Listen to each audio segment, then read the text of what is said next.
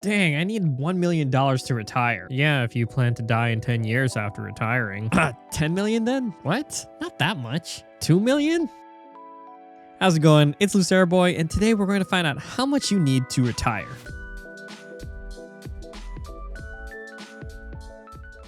Let's start with understanding what it means to retire.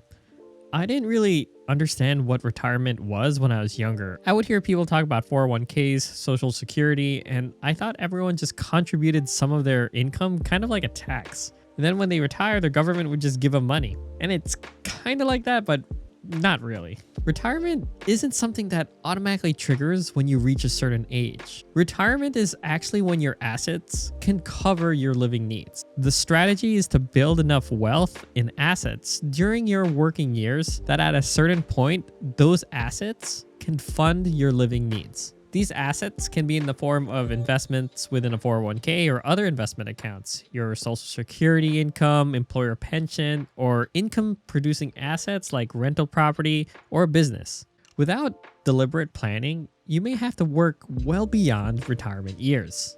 On the other hand, you also don't need to wait until you're 65 to retire either. It is important to have an idea of what your retirement number is. Starting early has significant compound interest power. Without knowing this number, people will waste a majority of their income in their 20s because they don't have any idea what their retirement number is or the power of their compound interest early in life.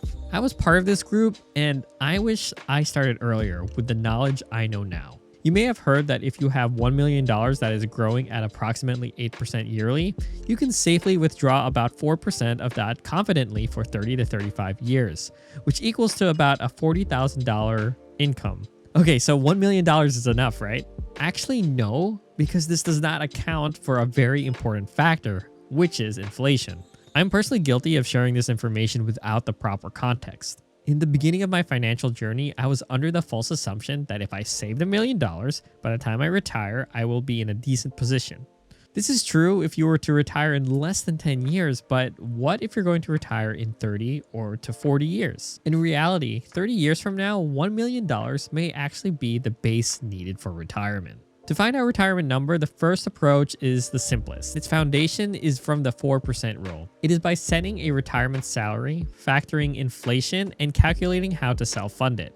It tends to overshoot a realistic retirement goal, but it's easy and it helps you establish a safe target early in your life. The second approach uses one of my favorite retirement calculators. It illustrates the multiple factors that can affect your retirement number. It incorporates factors such as income, Social Security, retirement income, and savings rate to calculate your retirement number. It's more in-depth, allows you to set the bare minimum needed, tailored to your specific circumstances, and it's best to use after you have a stable income. Anticipating a 3% inflation over the 30 years, that $40,000 will actually become $97,000. Using the 4% rule, we multiply that number by 25, and that gives us $2.4 million. And that is our retirement number. Okay, great. Now you realize you need to be a multimillionaire in order to retire. It's impossible, so why bother? It's actually not as impossible as it may first seem. Let's look at how we can reach the target number. How do we reach $2.4 million? Assuming we have nothing saved yet and we are 35 years old, planning to retire at 65, that gives us 30 years to save and invest. Assuming an 8% return, which is a safe estimate according to the historical return of the market, we would need to save about $1,700 every month or $20,500 a year. That's a lot, but let's see how we can make it easier. Number one, it's obvious, but not easily achievable. It is to increase your income. When you make more money, the easier it is to save more. Make sure you don't disproportionately increase your cost of living as well. If you're not also increasing your savings rate, your pay raise will not actually get you closer to your goal. And worse, you could be getting further from it. Number two, change your target number. What is retirement? Retirement is the ability to sustain your needs from your wealth, enabling you to retreat from an active working life. If you need less money to be happy, then your target retirement number will be less. Think of it this way. Every $1,000 you need is an additional $25,000 needed to retire. If you only need $30,000 in today's money, you would only need to save up about $1.8 million. That would require $1.2 thousand a month or $15,000 a year. Number 3, increase your time horizon. There are ways to increase the amount of time you have. You can start earlier or you can retire later. Let's look at this example. Suppose you started at age 20 instead, and now you have 45 years until you retire. Now you only need to contribute $501 a month or about $6,000 a year. Number 4, aggressively save when you're younger to make it easier for you in the future.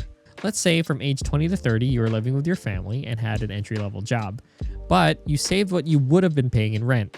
In 10 years, we saved about $100,000. Starting from that $100,000 point at age 30, with a 35-year time horizon, we would only need to save $439 a month or $5,200 a year. This is incredibly powerful. Imagine when you are 30, where you start to have a family and maybe buy a house. The expenses pile up, making it increasingly difficult to save for retirement. Being responsible and saving early when you have the minimal expenses can set up a strong financial foundation for your future. What's actually crazy is that $100K living with family is conservative. Assuming you earn $40,000 and were able to save half, you would have $200,000, meaning you would actually need to withdraw $245 a month or $2,948 a year to hit the same target. That's incredible, and that's before considering employer matches. As a reminder, the 4% strategy is simplistic and does not account for other sources of retirement income you may establish throughout your career that can significantly contribute to your retirement income. Let's use approach 2 that will factor in Social Security and draw down to 0. This will give us a minimal target retirement number. I like using this calculator as we can change various variables. It is more complex and has various assumptions, and it is best used with a structured career trajectory. The best way to use this first is to enter your income and set your ideal retirement income. For simplicity, we're going to enter in an income of $40,000 and then an expected required income at retirement to be 100%. We're going to do it this way so we can compare it to the first approach. So once again, we're going to start at age 35 and age of retirement at 65. But let's factor in Social Security and a drawdown strategy where we plan to exhaust our assets by end of life. With Social Security, our target retirement is $1.8 million, where $30,000 is supplemented by Social Security and the remaining is supported by our investments. This can be achieved by saving about 33% of the $40,000 income, or as in the previous example, contributions of $852 a month or $10,000 yearly. As you can see, when incorporating drawdown strategy and other income like Social Security, it can reduce our retirement number. We can also use this calculator to build a retirement plan that is custom to the individual, where we can see the savings rate that is required to hit our desired income. General recommendation is to be able to cover 70% of your pre-retirement income. Assuming you're 30 years old, you make $100,000. In retirement, you want to aim to cover about 70%, which is about $70,000. So assuming a 3% inflation rate, 8% returns, and target retirement at age 65, you would need to save about 26% of your income to safely retire. This estimates that your target number would be around $5.6 million. When we add Social Security, our contributions can drop down to as little as 16%, and then our total target drops to about $3.5 million instead.